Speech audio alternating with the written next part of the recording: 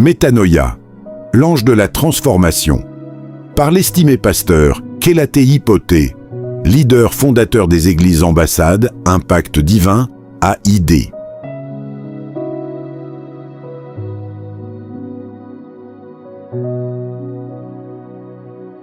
Que la grâce du Seigneur vous accompagne en ce dimanche 23 août 2026. Nous sommes heureux de vous retrouver pour un nouveau moment de méditation et de transformation par la parole de Dieu. Aujourd'hui, notre attention se porte sur une réalité que nous ne devons jamais prendre à la légère: la puissance de nos paroles. Découvrons ensemble pourquoi ce que nous déclarons de notre bouche peut avoir une telle importance dans notre marche avec Dieu. Notre thème de ce jour est « Vos paroles sont puissantes ».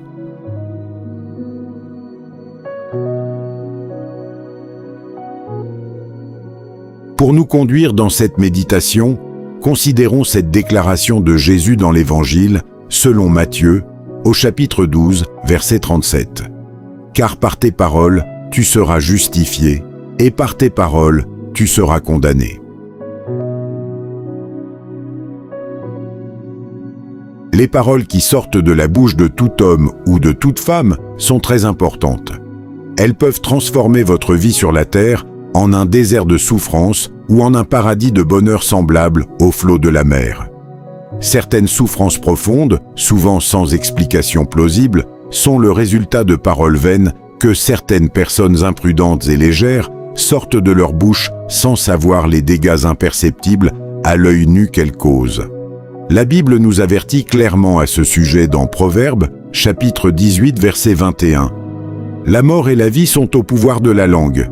Quiconque l'aime en mangera les fruits. » Beaucoup de chrétiens qui n'ont jamais pris le temps d'étudier la parole de Dieu assez sérieusement prennent les souffrances de Job pour se consoler les uns les autres, ignorant la vraie cause de ces difficultés, liées à l'excès de ces paroles sans intelligence. C'est ce que le Seigneur lui-même révèle dans Job, chapitre 38, verset 2. « Qui est celui qui obscurcit mes desseins par des discours sans intelligence ?» Un grand nombre de personnes sont tombées au pouvoir de leur propre bouche. Leurs pensées sont tout le temps négatives, leurs paroles sont continuellement remplies d'incertitudes et de peurs. Ils parlent de peur, de maladie, d'incapacité, d'insuffisance et de doute. Laissez-moi illustrer tout ce qui précède par ce qui suit. Imaginez-vous que vous avez plusieurs comptes bancaires. Chacun de vos comptes détient un code PIN ou un mot de passe. Lorsque vous voulez effectuer une opération, vous saisissez le code approprié et l'opération correspondante est effectuée. Mais supposons que vous saisissiez ce même code par inadvertance, sans avoir l'intention d'effectuer cette opération ou même sans en mesurer la portée. Du moment où le code correspondant est correctement saisi, il produit le résultat auquel ce code donne accès. De même, vos paroles sont semblables à des mots de passe ou à des codes qui vous donnent accès à des choses dans l'invisible. Que vous prononciez consciemment certaines paroles ou que vous les prononciez par ignorance, par habitude ou par inadvertance, cela ne change pas la portée de ce que vous dites. Voilà pourquoi vous devez veiller sur vos paroles. Les paroles négatives que vous prononcez ne deviennent pas sans effet simplement parce que vous n'en mesurez pas les conséquences. Dès lors, vous devez savoir que chaque fois que vous parlez, vous matérialisez. Cela signifie que vos paroles sont en réalité des choses que vous créez.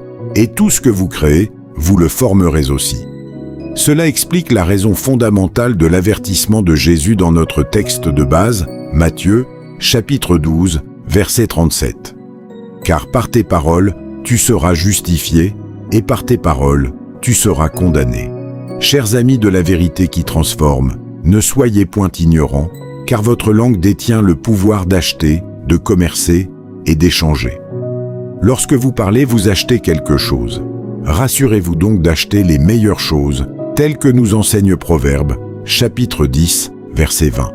La langue du juste est un argent de choix. Le cœur des méchants est peu de choses.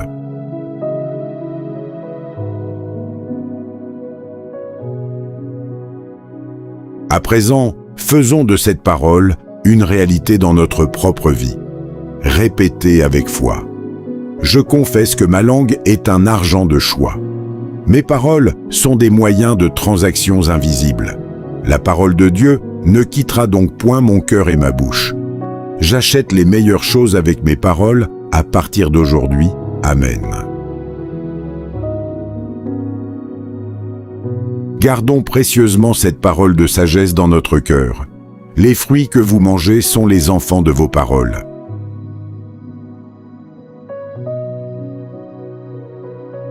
Pour prolonger cette méditation et aller plus loin dans l'étude de cette vérité, nous vous invitons à lire Job, chapitre 3, versets 1 à 3, Proverbes, chapitre 18, verset 21, et Colossiens, chapitre 4, verset 6.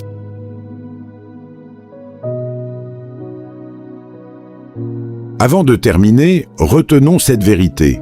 Vos paroles sont des codes qui ouvrent des réalités invisibles.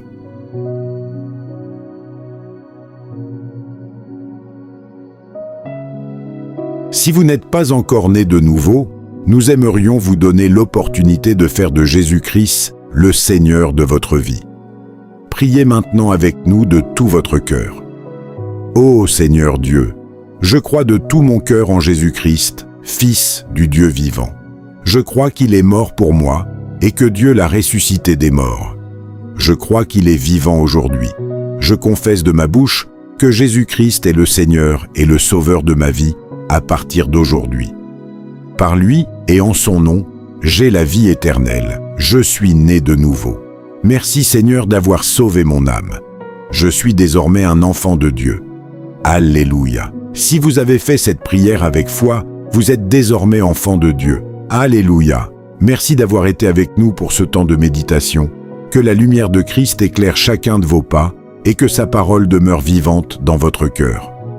Nous nous retrouvons très bientôt pour un nouveau numéro de Métanoïa, l'ange de la transformation.